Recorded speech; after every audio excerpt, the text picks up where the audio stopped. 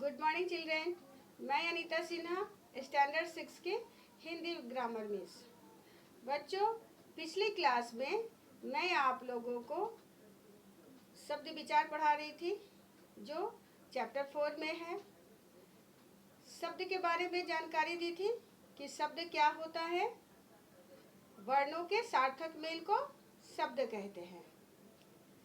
उसके बाद मैं आप लोगों को शब्द के भेद पढ़ा रही थी, जिनमें से एक शब्द का भेद मैंने पढ़ाया था जो है स्रोत या उत्पत्ति के आधार पर, यानी शब्द कहाँ से आए, शब्द का जन्म कहाँ हुआ, कहाँ से हुआ।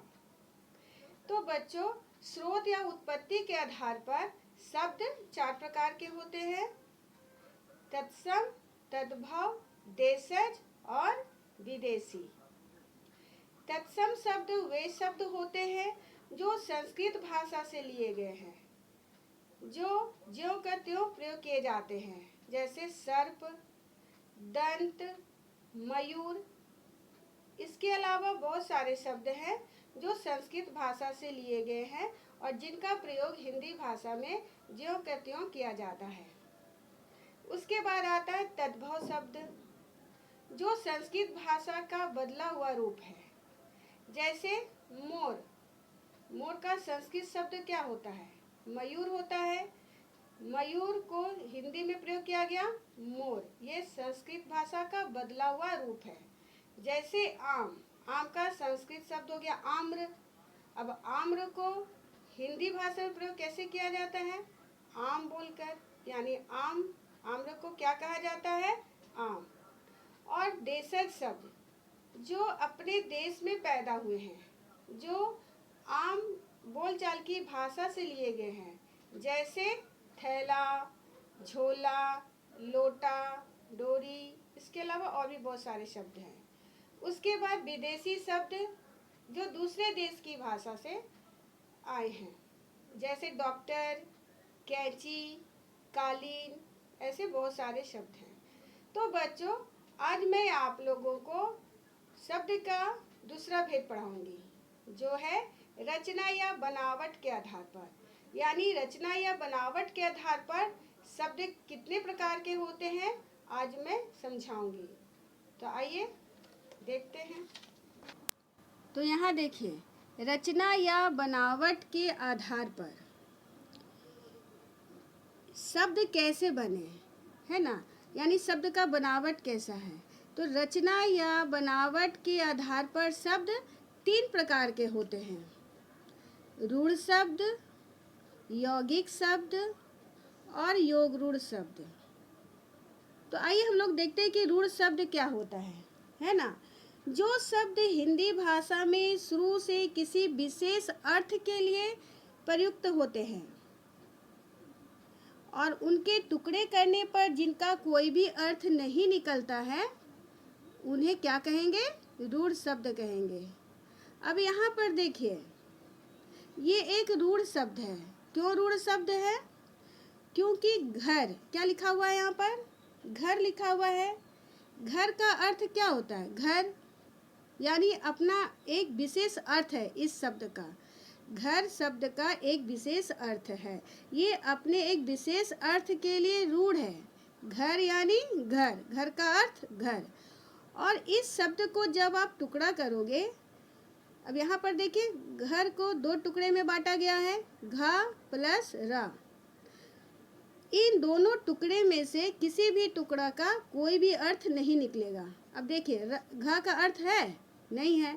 र का अर्थ है? नहीं है। तो रूढ़ शब्द वे शब्द होते हैं जो विशेष अर्थ के लिए प्रयुक्त होते हैं और जिसके टुकड़े करने पर कोई भी अर्थ नहीं निकलता है।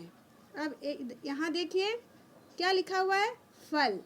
फल का अर्थ फल होगा, लेकिन फल को जब 2 टुकड़ा में करेंगे, जैसे फ प्लस ल, तो दोनों टुकड़े में से किसी भी टुकड़े का अर्थ नहीं निकलता है।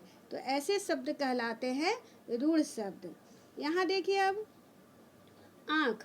आँख का अर्थ आँख, इसको 2 टुकड़ा में बांटो, आ प्लस ख, दोनों टुकड़े में से किसी भी टुकड़े का अर्थ नहीं निकलता है।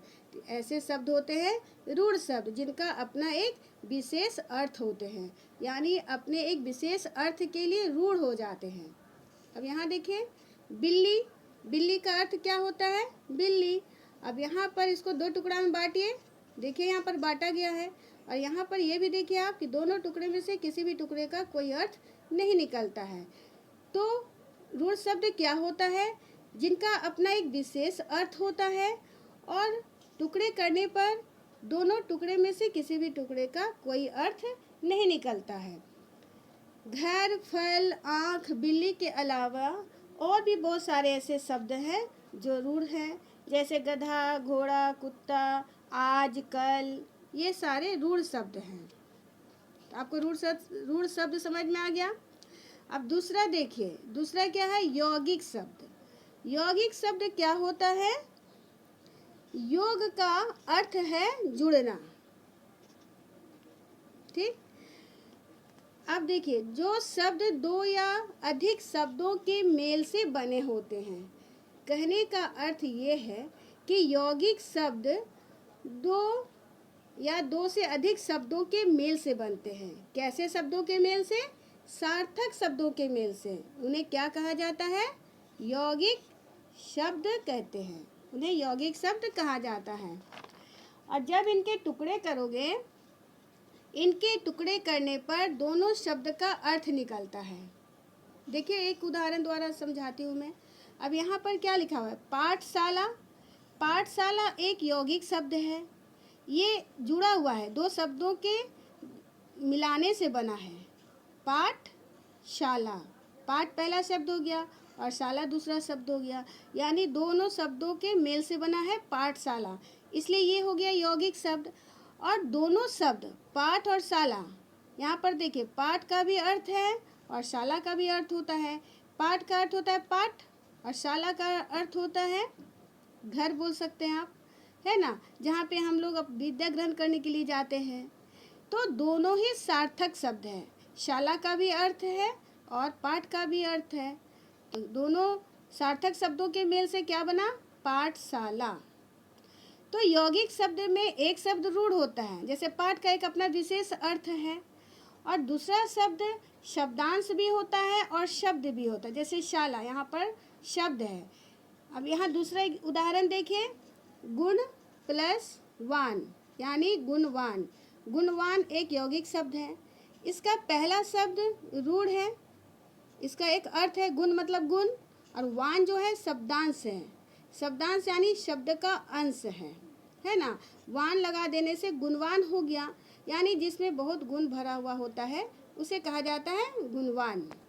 इस शब्द को देखिए, राजा प्लस पुत्र यानी राजपुत्र, ये दोनों शब्द सार्थक है और इन दोनों शब्दों के योग से यानी जुड़कर बना राजपुत्र, ये एक यौगिक शब्द है।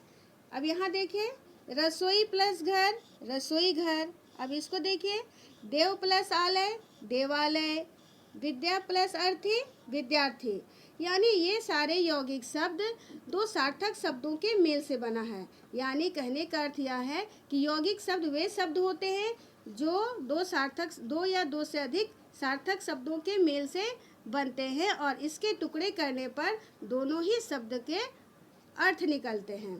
तो बच्चों आज बस इतना ही, फिर मैं आपको नेक्स्ट क्लास में योग रूढ़ शब्द पढ़ाऊंगी। आपका होमवर्क है रीड पेज 36। फिर मैं आपसे नेक्स्ट वीडियो में मिलूंगी। Thank you.